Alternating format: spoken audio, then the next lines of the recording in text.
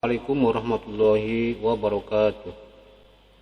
Alhamdulillah wassalatu wassalamu ala Rasulillah wa ala alihi wa sahbihi wa mawala amma ba'd. Kembali lagi di channel Jiwa Tutor, tempat berkumpulnya para YouTuber pemula. Seperti biasanya saya akan bahas tentang YouTube. Informasi yang akan aku share kali ini sangat penting ya untuk diketahui, khususnya bagi teman-teman yang saat ini mungkin sedang membangun channel baru. Ada 5 hal terlarang yang menyebabkan sebuah channel dengan konten original ditolak monetisasinya. Semua akan aku jelaskan ya di video ini. Di video kali ini saya akan share 5 hal terlarang ya yang menyebabkan pengajuan monetisasi channel YouTube kita ditolak meskipun konten yang dibuat 100% original buatan sendiri.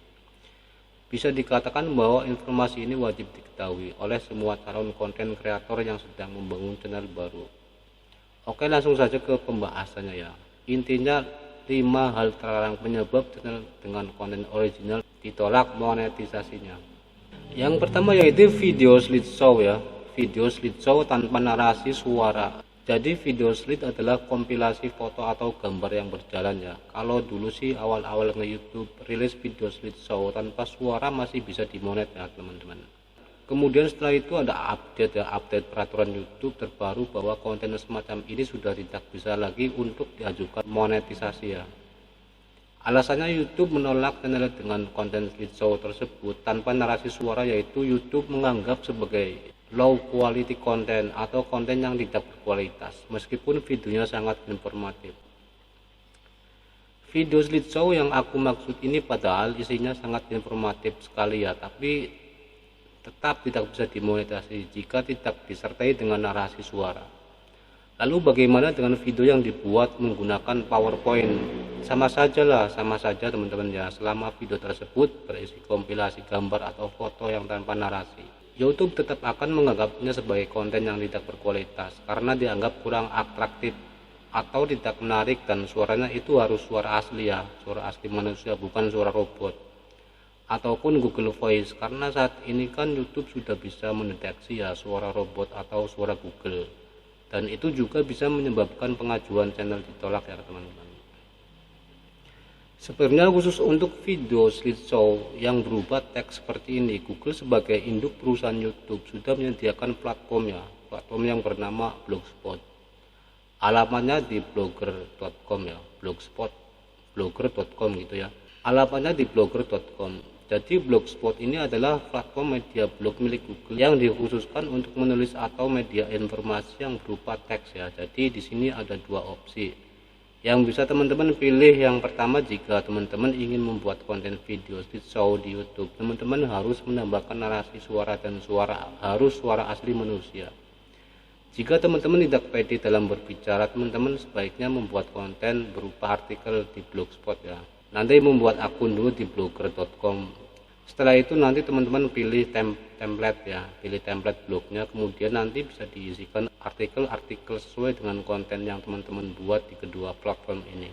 Baik di YouTube maupun di Blogger, sama-sama bisa dimonetisasi kok, atau bisa sama-sama menampilkan iklan Google. Jadi kesimpulannya baik konten video maupun artikel itu sebenarnya sama-sama bisa menghasilkan uang ya teman-teman. Oke, selanjutnya hal terlarang yang kedua yaitu video yang menggunakan musik berhak cipta. Saya selalu mengingatkan di konten saya kepada teman-teman semua bahwa hindari apa-apa yang berkaitan dengan hak cipta, baik itu media gambar, video atau musik. Misalnya teman-teman merekam video sendiri menggunakan kamera HP.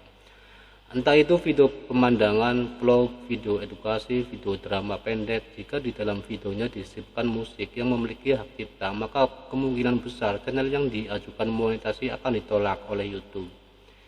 Ini mungkin sepele ya, tapi saya sering banget ya melihat masih aja dilakukan oleh YouTuber pemula. Memang untuk video-video tertentu itu jika tidak disisipkan musik rasanya seperti ada yang kurang gitu ya.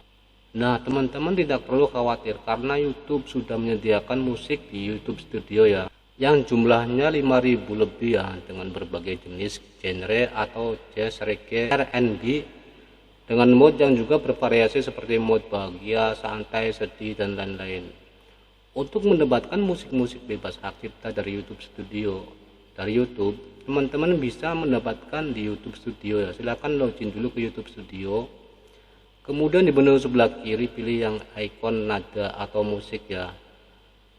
Lalu klik saja, nanti akan tampil banyak sekali musik-musik yang bisa kita gunakan. Musik-musik di YouTube Studio ini bebas digunakan ya teman-teman. Jadi caranya tinggal klik saja lalu di play dulu lah. Di play dulu ya, sekiranya cocok bisa langsung di download sebelah kanan dan nanti akan otomatis tersimpan di device kita ya. Jadi untuk mendownload musiknya itu bisa menggunakan laptop maupun menggunakan HP. Caranya kurang lebih sama ya.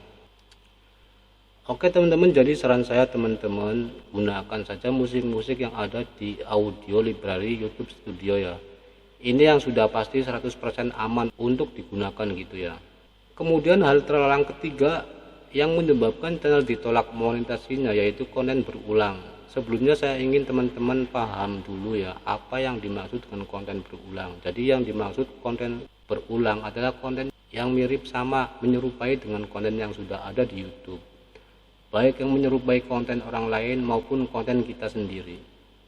Contohnya seperti apa? Misalnya hari ini teman-teman upload video dengan judul cara membuat bumbu ayam geprek. Kemudian besoknya lagi teman-teman upload video lagi dengan judul yang sama yaitu cara membuat bumbu ayam geprek. Karena viewsnya masih banyak dan masih ramai penonton, teman-teman berinisiatif membuat konten yang selanjutnya lagi dengan judul yang sama, yaitu cara membuat ayam geprek. Nah, ini dianggap sebagai konten yang berulang oleh YouTube ya kawan-kawan. Jadi saran saya teman-teman bisa menggunakan judul yang berbeda, misalkan cara membuat bumbu ayam presto gitu ya. Kemudian konten yang selanjutnya bisa membuat judul misalnya cara membuat bumbu ayam goreng. Kemudian di konten yang selanjutnya lagi bisa membuat judul misalnya cara membuat bumbu ayam rendang gitu ya. Pokoknya judulnya harus dibedakan. Kalau misalkan kontennya terlalu panjang, jika harus dijadikan satu video, maka teman-teman bisa membagi video panjang tersebut menjadi beberapa bagian ya. Akan tetapi judulnya harus tetap dibedakan ya. Misalnya cara membuat bumbu ayam geprek part 1, kemudian cara membuat bumbu ayam geprek part 2, kemudian part 3 dan seterusnya gitu ya.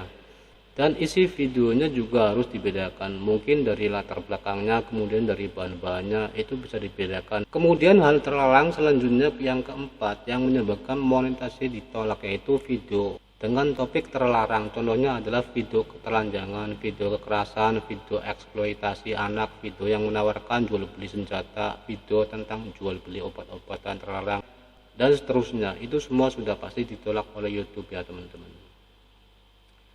Selanjutnya hal terlarang kelima yang menyebabkan channel ditolak monetisasinya yaitu spam komentar ya, menggunakan akun channel ini. Ini juga sepele dan saya sendiri dulu juga sering ya melakukannya. Jadi banyak banget teman-teman YouTuber pemula yang masih melakukan hal ini, padahal ini merupakan aktivitas terlarang teman-teman. Jika teman-teman sudah merasa channelnya lolos di keempat hal terlarang ini, akan tetapi masih ditolak monetisasinya, kemungkinan besar alasannya di poin kelima ini ya, yaitu komentar spam. Tidak hanya itu, komentar spam orang lain yang dilakukan ke channel kita itu juga bisa menjadi penyebab pengajuan monetisasi channel kita ditolak ya teman-teman. Jadi saran saya jika teman-teman ingin berkomentar spam, sebaiknya jangan menggunakan akun yang terkait dengan channel yang ingin diajukan monetisasinya ya. Ya memang jangan berkomentar spam, berkomentarlah yang bermanfaat ya, yang positif dan bermanfaat. Jadi mulai sekarang bagi teman-teman yang mungkin saat ini sedang atau akan membangun channel baru, silahkan dicek ulang apakah dalam videonya itu mengandung unsur dari hal terlarang ini. Jika ada video yang mengandung kelima hal terlarang ini, sebaiknya segera dihapus. Dan perlu teman-teman ketahui juga, ketika teman-teman menghapus video maka secara otomatis akan mengurangi jam tayang channel kita ya teman-teman. Oke, sampai di sini sharing saya hari ini. Semoga video ini bermanfaat dan saya akhiri. Wassalamualaikum warahmatullahi wabarakatuh.